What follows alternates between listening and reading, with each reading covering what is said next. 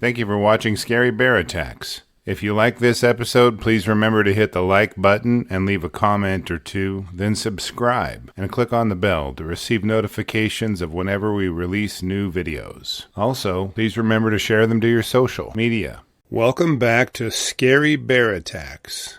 Today's episode takes us to Mount Emmerich, about 9 miles west of Haines, Alaska. The Chilkat and Kicking Horse River deliver fresh glacial mountain meltwater to the Chiklat Inlet before eventually flowing into the Gulf of Alaska. At the top of Mount Emmerich lie still unnamed glaciers, and it was first summited in 1976, well after Mount Everest. The climate on the mountain is listed as a Tundra Climate, with cold, snowy winters and cool, wet summers. It's a granite mountain that lies in the St. Elias Mountain Range. Mountain goats are known to balance on the cliffs and crags, but not much else can scratch out a living on Mount Emmerich. There are no wolves or cougars here, but lower on its slopes you will find brown bears. 35-year-old Forest Wagner grew up in Fairbanks and had made a living as a mountain guide on Mount Denali, as well as a high-altitude guide internationally. For the last 10 years, he'd been an assistant professor at the University of Alaska Southeast in the state capital of Juneau. His background allowed him to teach outdoor leadership, ice climbing, backcountry navigation, rock climbing, glacier travel, crevasse rescue, and mountaineering courses.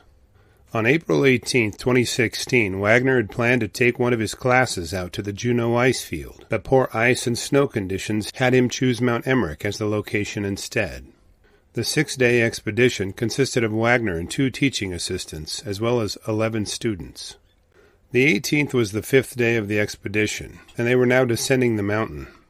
They were at about 2,000 feet in elevation and had strung out a bit to skin up their skis. When climbers skin up, they place a slip-resistant cover called a climbing skin over the bottom of their skis. This allows them to use them in much the same way snowshoes are utilized and permits movement across less than ideal skiing terrain. They'd planned to remove the climbing skins once they reached an area more favorable to skiing for their descent from the mountain. While the group placed their climbing skins on their skis, Wagner skied ahead, inspecting prospective descent routes and possible difficulties. Now, the Alaska Department of Fish and Game had issued a public notice at the beginning of the month that bears would likely be out of their winter dens earlier than normal this year. The winter had been more mild than most, and skunk cabbage and other greens had already begun to bloom. These nutritious sprouts are one of the first foods bears seek in this area after emerging, and are Mother Nature's way of inviting them to do so. It is known to local scientists that brown bears in the area hibernate at elevations up to and around 2,000 feet.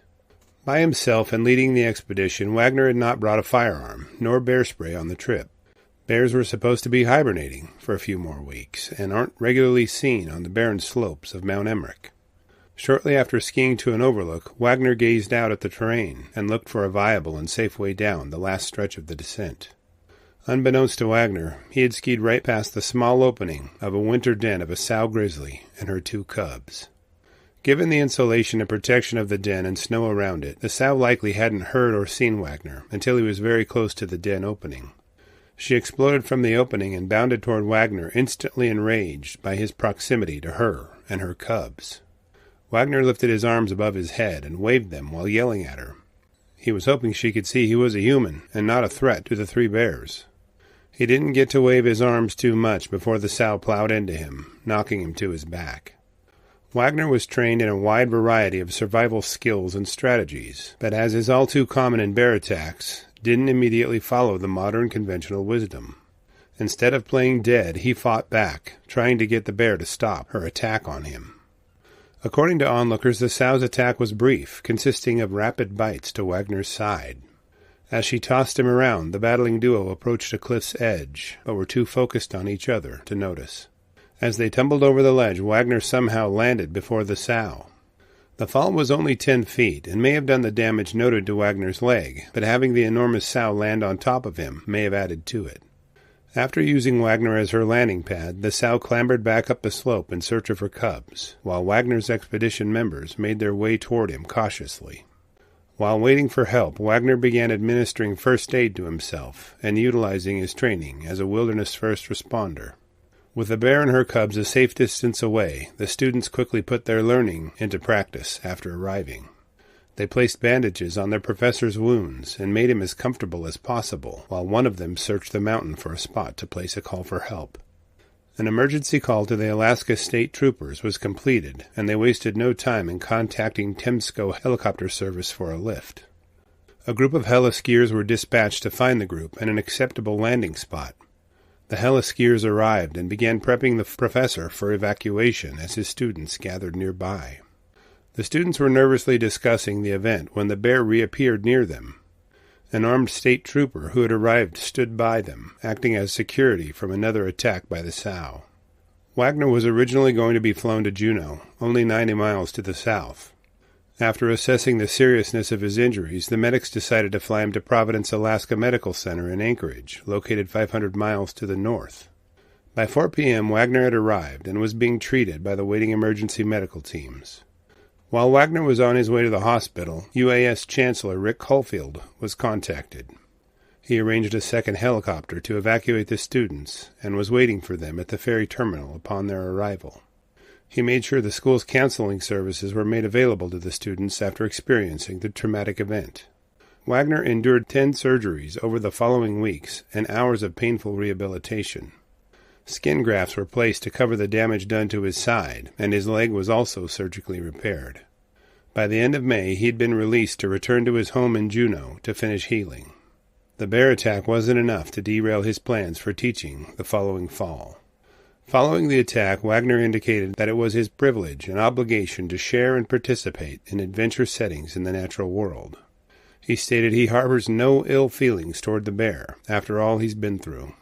As for the sow and her cubs, her behavior was found to be within the expected and normal behavior of a mama bear protecting her cubs. Nothing was ever done to her or her 2 cubs by the authorities. After reviewing the facts surrounding this episode, I have a few questions for you. Even though brown bears were supposed to be hibernating, do you think that the expedition planners should have prepared for one anyway?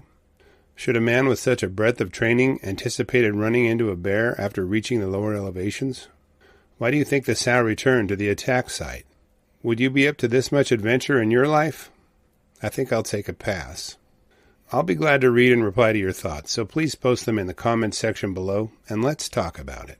Thank you for watching Scary Bear Attacks. If you've enjoyed this episode, please consider clicking on the like button and clicking on the bell icon. We'll help you know when we post our new episodes. Posting our video links to your social media profiles furthers awareness, and it's fun. We slashed our prices in our merch store, linked below, so check out the bargains there while you shop. As a member of our human community, remember to adventure bravely and be careful out there, especially in bear country.